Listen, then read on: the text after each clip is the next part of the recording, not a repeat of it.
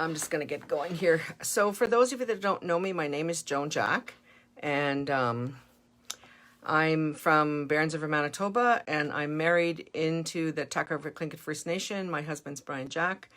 We have several children together, and we've dedicated a 28-year marriage to doing whatever we could to help protect Tlingit land and culture and fight for the people.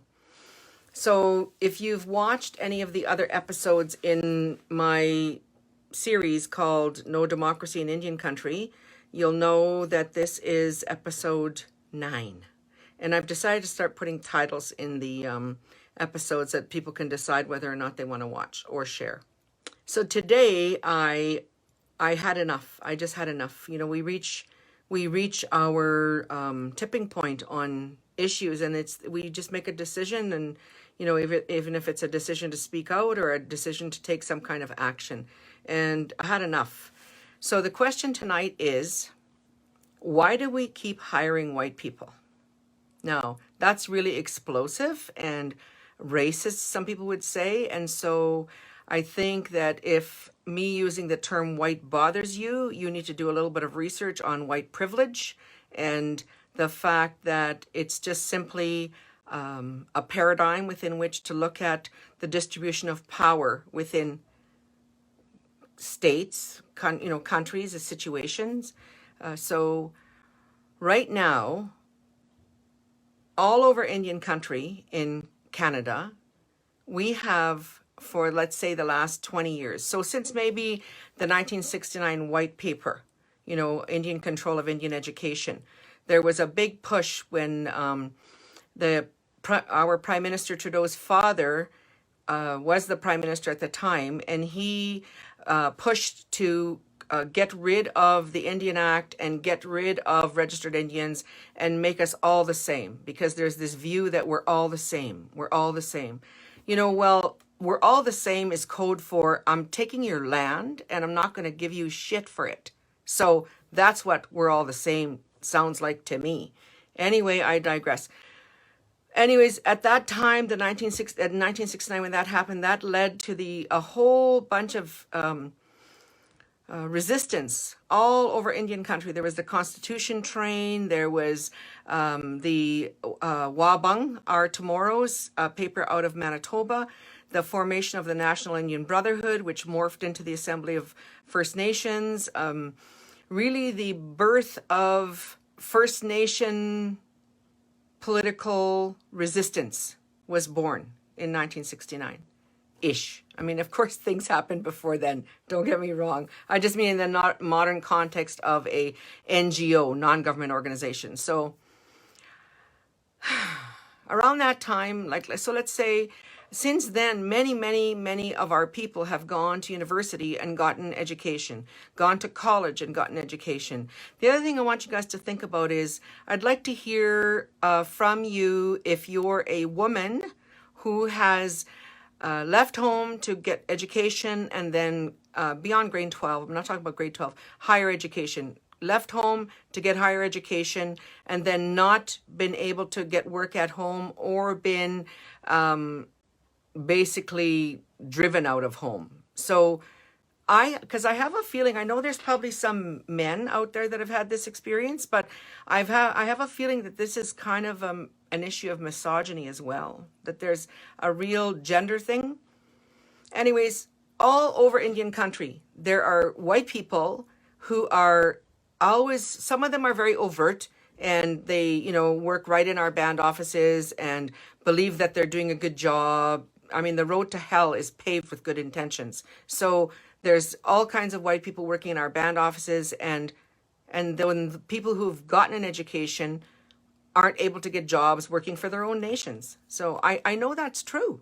Like, that people have said that to me, that's what their experience has been, So I'm mad about it. Like, why do we tell our kids, go get an education? Education is power. But when you come home, we'll shit all over you and we won't give you a job and we'll hire a bunch of white people. Like, it's not that I hate white people. That's not it. The thing is, if I've got an education and I can do the job and I'm from the community, then why am I not being employed? Well, typically it's the theme of my talks around no democracy has to do with, well, my theory is it's because we don't know how to move through conflict together.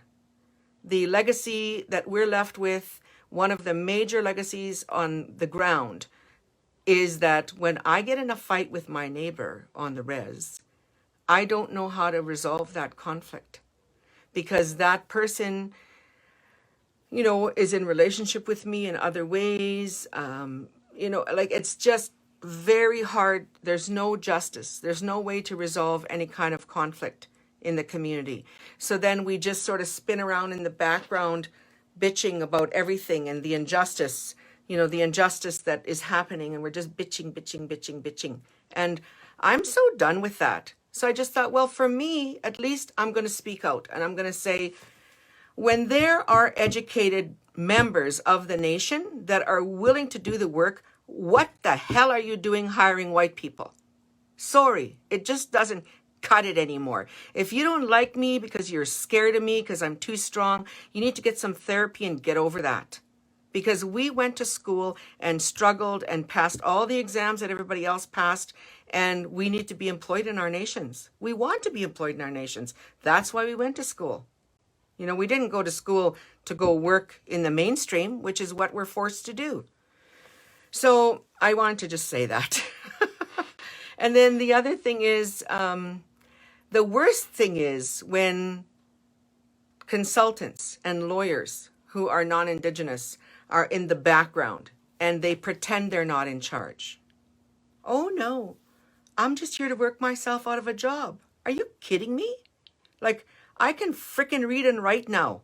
Like, I don't even know how those kind of consultants that our nations hire even think they could be fooling the educated members in the nation. And even the non-educated members in the nation can feel it because, well, who came into my mind was Mrs. Jack, an elder from this community. She said to me, "You can smell it."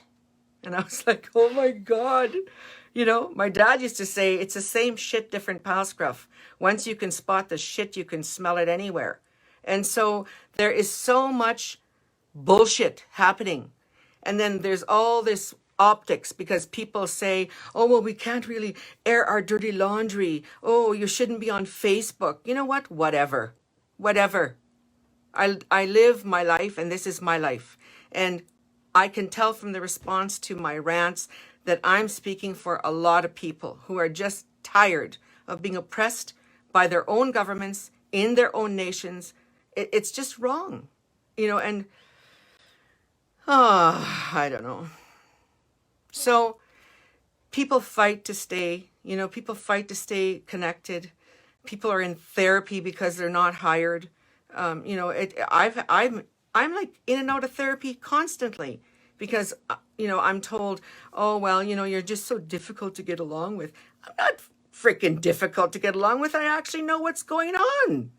And if I disagree with you, I'm not laterally violent. It just means I don't agree with you. And disagreement is not lateral violence, So we need to be able to find some kind of a way to disagree with dignity. And I'm just encouraging you to speak out. And it's hard because I get messages from people saying, I'd love to speak out as boldly as you do, but I actually need a job. Like I've got to pay, I've got to pay for my rent and, I might lose my house and, like I might not get water delivery. I might not get a sewer pump out, if I speak out in any way critical against the leadership. I mean, they need to put their big girl and big boy panties on and welcome the difference of opinion, not to be scared, they're there to represent us. And so I'm just going to wrap this up because I don't want to talk too long. And my point was simple. Why are First Nation governments hiring non-Indigenous people when there are Indigenous people who are completely qualified for those positions? So, yeah, just saying. I'm so tired of seeing non-Indigenous people being able to pay their mortgages and feed their kids and send their kids off to college when those of us who've gone to university are not employed. Yeah. So, I don't know what you think of that. Oh, Eileen, you just came into my heart. This non-Indigenous woman was commenting earlier on my feed saying, well, this is an issue as a non-Indigenous person, she's well aware, and I'm like, the fact that you're aware of this and your response to this, I'm not talking about white people. I'm talking about white people who, how would I put it? Like they just have no cultural, they have no cultural sensitivity or competence, or I don't know. I don't know what the hell their problem is, but I don't want them in my community anymore.